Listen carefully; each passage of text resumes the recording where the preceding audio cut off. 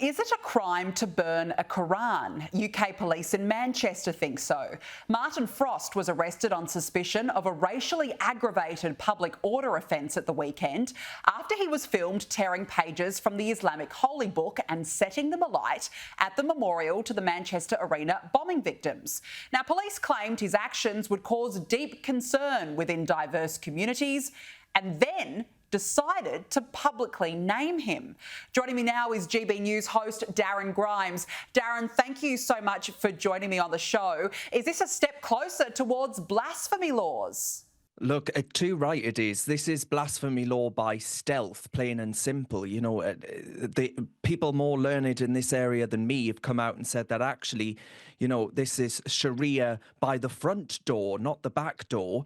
You know, we are a country that long since scrapped blasphemy laws, yet here we are discussing their return in 2025. Because if you so much as offend the wrong religion, and there's only one religion it seems that you can offend when it comes to criminal sanction, you're suddenly a criminal for all intents and purposes. Martin Frost actually arrested for a racially aggravated public order offence. A bit of a mouthful, but hang on a second, ask yourself this. Islam, it isn't a race. This is about protecting one ideology from criticism. And I think that that's a very dangerous road for a supposedly free society to be travelling down. The response, I put this to you, the response would not have been the same were it a Bible that had been burnt on the streets of Manchester. If you ask me, Sir Keir Starmer might as well call himself the Ayatollah, because that's the direction we're heading in. Yeah, that is a scary thought indeed. Now, look, we've got to talk about this story, Darren. Asylum seekers and refugees have been given taxpayer-funded PlayStations, DJ lessons, yoga classes, driving lessons, tickets to football matches, and even instruction in circus skills, all thanks to an initiative by UK local councils, which have apparently spent millions to host these new arrivals.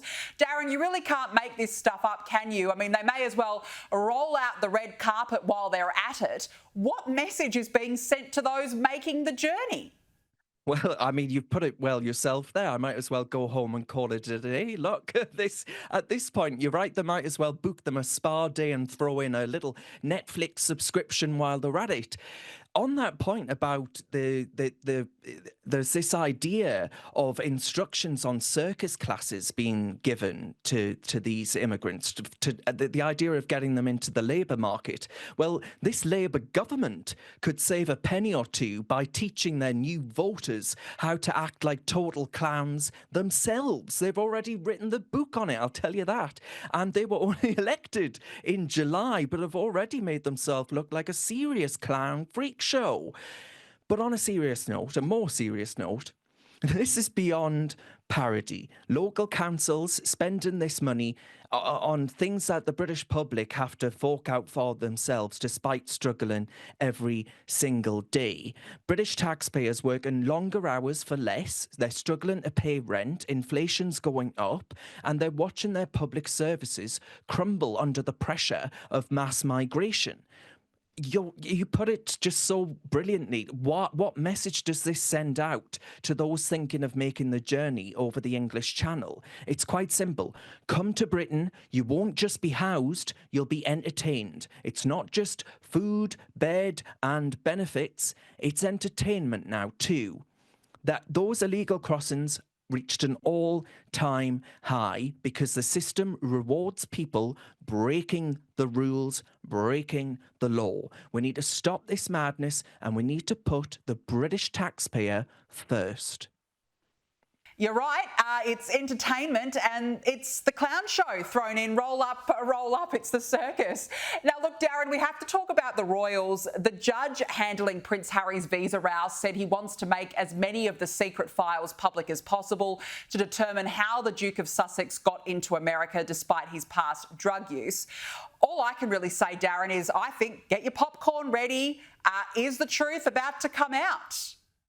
Oh, I do hope so. I'll rub my hands with glee. Look, Prince Harry, he's a man that wanted to leave the royal family to live a private life, ostensibly at least, be an ordinary citizen. Well, guess what? As you and I know, Danica, that comes with ordinary citizens having to follow the same rules as everybody else. He went from being this privileged prince to instead just being a privileged prat. And I'm afraid, Harry, that comes with consequences, right? He arrogantly admitted in the pages of his book, I think it was called Spare Us or something like that, he admitted in his own words that he took cocaine, cannabis, magic mushrooms, you name it. He goes through a panoply. It's like a list of banned substances. And under US immigration law, as you well know, that should have raised serious red flags on a visa application and would have for anybody else. So the question is, did he get special treatment? Did he tell a few untruths to border officials? The federal judge actually reopening and having a look through these documents, saying that they're going to release records around his immigration status.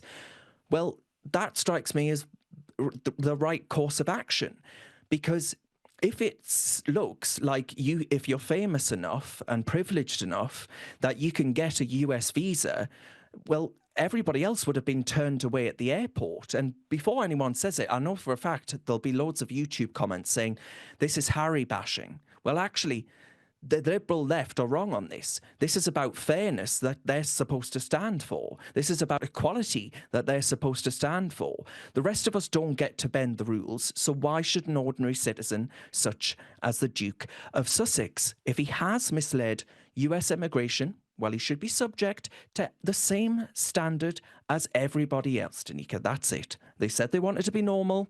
This is normality.